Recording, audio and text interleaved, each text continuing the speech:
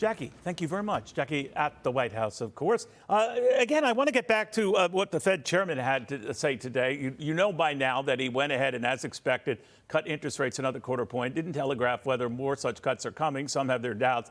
I mentioned the market reaction. It was kind of nonplussed when you look at the Dow 30, which hung on to most of the 1,500 points gained yesterday. But the NASDAQ was off to the races. Technology stocks off to the races, largely buoyed by the idea of President Trump coming in and offering tax cuts, lower regulations, all the stuff that those at the corner of Wall and Broad love to hear. Then we heard what he had to say about the prospect of Donald Trump maybe not liking him and wanting to toss him out.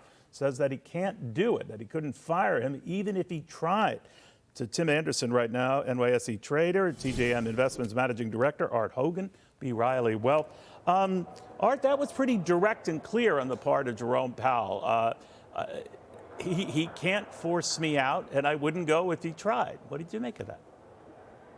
Yeah, it's not very often we actually remember a specific answer at a Fed press conference, and this is what we're going to remember for a little while. I thought it was very straightforward. Obviously, there's some buzz around what the relationship is like, but I would tell you that was certainly the best answer of the day, and we'll talk about it for a couple of days, then we'll move on and start talking about what the Fed's going to do in December. But that was certainly the highlight. It was the first time I got a chuckle at a Fed press conference in quite some time. Yeah, especially when any Fed chairman, any Fed governor or president actually answers a question, in this case with a yes or no, and it was no, you wouldn't go. So, Tim, Let me ask you about this, because the two of these men had an acrimonious relationship when, not when Donald Trump first appointed him as Fed chair, but he was very disappointed by his premature hiking of rates early in the administration, a little less so concerned about it when that stopped. But the fact of the matter is that Jerome Powell was doing what he felt he had to do, and he was sending a signal here, it would seem,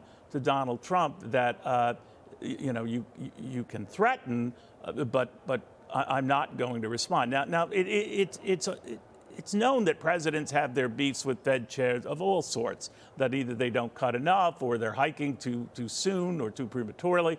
But there's usually a hands-off relationship here. What does this signal to you? Well, look, I thought the question was very hypothetical because there's been a long, as you mentioned, for decades and decades, there's always been potential friction or a little bit of banter back and forth, at least maybe a little bit more so from the president to the Fed chair than the Fed chair responding.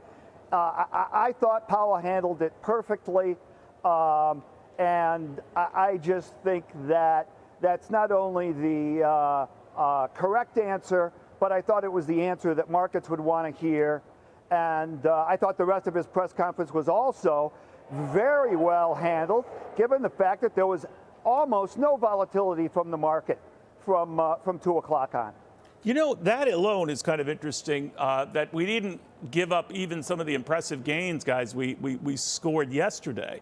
And This is all built on the whole Donald Trump election. So, Art, I'm wondering what you make of that the market is kind of liking this, wants to see more of this. And this, whether there's any friction with the Fed, and that might be overstated because we separately hear that Donald Trump is very open to letting Powell finish his term. This is via a CNN report I was just picking up. But what do you make of that? The market likes this environment, that this is everything they want to see. Yeah, Neil, that's a great point. I think when you stack up the positives right now, there's plenty, right? We've got earnings growth. We just went through a great third quarter earnings reporting season. GDP is above mean at 2.8% in the last report.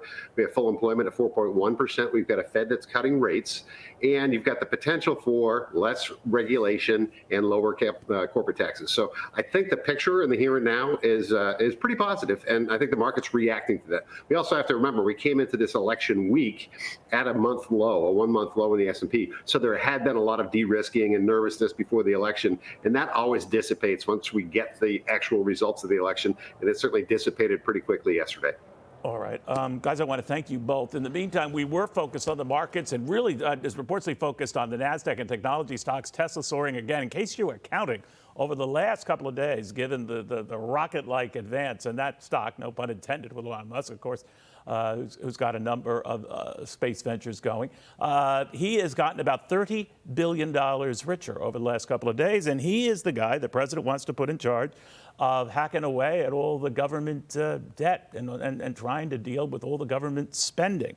Hey, Sean Hannity here. Hey, click here to subscribe to Fox News YouTube page and catch our hottest interviews and most compelling analysis. You will not get it anywhere else.